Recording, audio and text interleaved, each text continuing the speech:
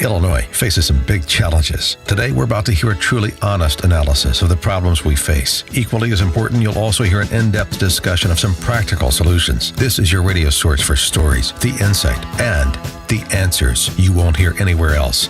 Not in the media and not coming from Springfield. You're listening to Illinois Rising, presented by the Illinois Policy Institute. Now, here's your host, AM 560's Dan Proft. Good afternoon, Dan Proft, and joining me on this edition of Illinois Rising is Ted Dabrowski. He's the Vice President of Policy at the Illinois Policy Institute, illinoispolicy.org. Ted, thanks so much for joining us again. Always good to be here. Appreciate it, yeah.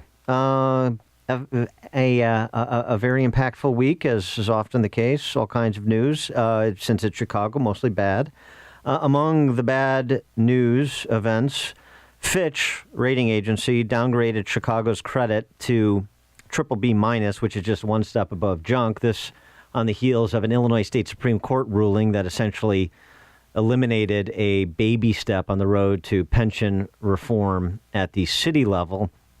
And so the question is now being asked again, barring structural change to city government and the pension funds that are very close to underwater, if not underwater, is Chicago, on the road to Detroit? Yeah, and people hate that question. They say, no way, Chicago looks nothing like Detroit. You know, Chicago's got this diverse industries. It's booming. You go down to downtown and walk around the Loop, and it is booming. It doesn't look anything like Detroit. If you go to Inglewood, you go to some other neighborhoods, it looks a lot more like Detroit. It looks a lot more. I was just down there the other day, and it looks a lot more like it. But I think the question is really not about what it looks like. That's the wrong comparison. It's really, what do the finances look like? And I'd argue that Chicago's finances are even worse than Detroit's. They're even worse by what measure? Debt per capita? Yeah, debt per capita, and particularly pensions. Well, for a little perspective on what happened in Detroit and maybe an offering of a cautionary tale or two, we're now joined by James Homan, who's the Assistant Director of Fiscal Policy at the Mackinac Center for Public Policy in Michigan. James, thanks so much for joining us. Appreciate it. Thanks for having me on. Well, tell us what happened in Detroit that you're starting to see is similar in terms of goings-on in Chicago. Well, so you can't go bankrupt unless you're insolvent. You can't pay your bills. And I suspect that's probably the case in Chicago, although they probably have some cash on hand to keep things going for a little while longer. They ran out of that time in Detroit. Now, most of these governments try every revenue option that they can. Actually cutting their costs tends to be a different story. And that's what happened in Detroit. They'd simply run out of places where they could raise revenue. They were at limitations and everything that they had. They had special favors from the state in order to get new sources of income, and they simply ran out of ways to collect more money. And at the time of their bankruptcy, though, and I suspect this is the case in Chicago as well, their employees wound up being their largest creditors. They had 6 times more in pension debt than they had in general obligation bondholders. And so is the situation looking very similar to Chicago, that we're avoiding the reforms? Is that what happened in Detroit? I think you're saying that they kept going after revenues over and over again, but they never passed the reforms. We're certainly not seeing the reforms in Chicago. So are we just a few years away? Is it 10 years away, 20 years away, but we're following the Detroit path in your eyes? So I suspect that's going to be the case. I mean, Chicago was not in a free fall like Detroit, or Chicago's economy was not in a free fall like Detroit's was, and so I think that can buy you some more time. But unless you get serious about these pension obligations, they're going to come up and bite you eventually. And so it's just a matter of eventually in Chicago's case. So the telltale signs, I recall, reading about Detroit over the years and kind of with the lead up to formalized bankruptcy. I remember Mitt Romney's family home going from something like $600,000 in market value to zero and being raised. I remember stories about Detroit scarifying their roads, grinding up their roads because they were too costly to maintain. And, of course, the stories about certain neighborhoods in Detroit returning to farmland, like pre-industrial revolution America. I'll look for those. I'll look for like Richie Daley's ancestral home to be raised, and I may even applaud that. But in addition to that, did Detroit politicians, because this is what we hear now, particularly on the cusp of another Chicago public school teacher strike, do Detroit politicians talk about revenue? We need more revenue. This is the path out. We need a graduated estate income tax. We need a city income tax. We need a financial transactions tax in Chicago. We need to come up with all kinds of new creative revenue streams like red light cameras and speed cameras and so on and so forth. Is that the same direction that Detroit politicians went when the end was near?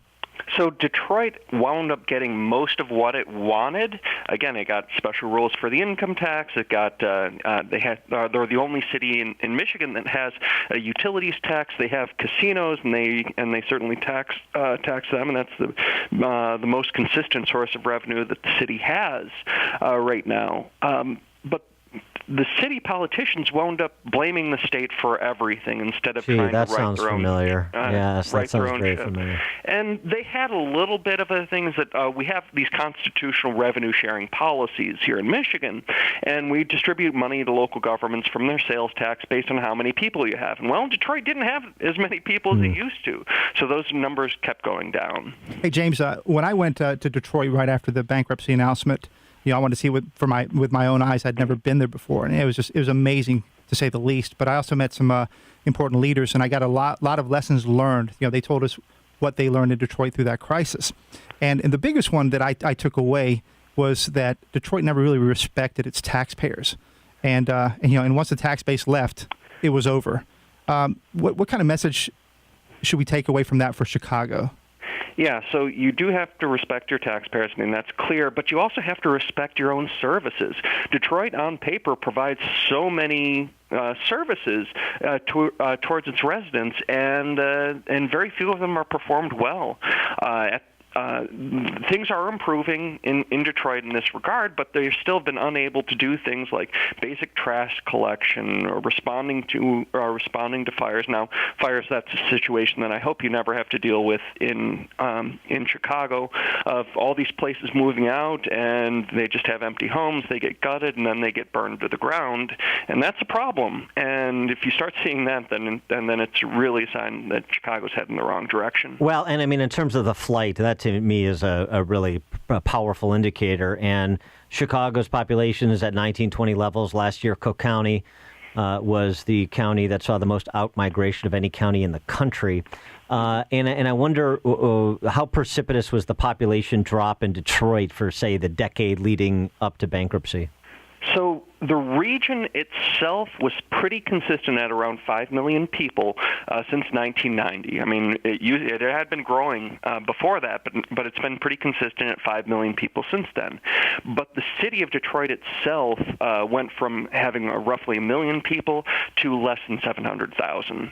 So it was a radical departure. And this is everyone. White flight happened, right, but this is everyone in Detroit. And in fact, it's made the suburbs more racially diverse, and that's been a good thing. And I hope it's working to dissolve some of the racial tensions that have been in the area. Well, I think that's the big risk for Chicago. We've already seen some of the people lost, 200,000 people lost in the decade of 2000 to 2010. The 200,000 people, about 180,000 were blacks. And the concern there is that if you lose a lot of the black middle-class population from the South and the West, it's going to put even more pressure on the tax base. And also, I think what's interesting, I'd love to hear your thoughts on this, is that at some point, Chicago's infrastructure was built for more than 3 million people. It doesn't have that many people today, so it gets more and more costly to do the policing, do the schools, do the maintenance that you have to do. It just gets too expensive, and then you can't deliver services, which I think then just feeds on itself. So most of your costs in city governments are not in depreciation, although that's really important. A lot of it's just tied up in those personnel costs. And if you have effective administration of your personnel, you can afford to be an older city. But if you don't have effective management, then those burdens that you're talking about that exist when you're one of these older cities with older and aging infrastructure can be real problems. And where are Detroit schools today? Detroit schools are headed towards insolvency. They just got a bailout. So Detroit schools are a little bit different, and they've been under emergency management and state control for a while, and they have cut a lot of costs. But in Michigan, most of your most of your revenues are tied up into how many students you have. And there's been a precipitous drop in the number of students in Detroit public schools, partially due to the rise of charter schools. And that's been a good thing. It's enhanced educational quality. It's created a thriving market for quality education in the city of Detroit, but it's meant that the Detroit public schools themselves have not been able to cut their costs fast enough. So they're probably going to be discussing a bailout, or probably going to get a bailout from the state taxpayers, but hopefully they can resolve that. But the other problem with Detroit public schools is that despite emergency management, they apparently haven't had good financial controls. Just last week or earlier this week, a number of their principals were indicted for corruption. Yeah, I saw that. A lot of eerie similarities. We just had a superintendent plead guilty to public corruption in Chicago. James Hohman, Assistant Director of Fiscal Policy at the Mackinac Center for Public Policy in Michigan. James, thanks so much for joining us. Appreciate it. Thanks for having me.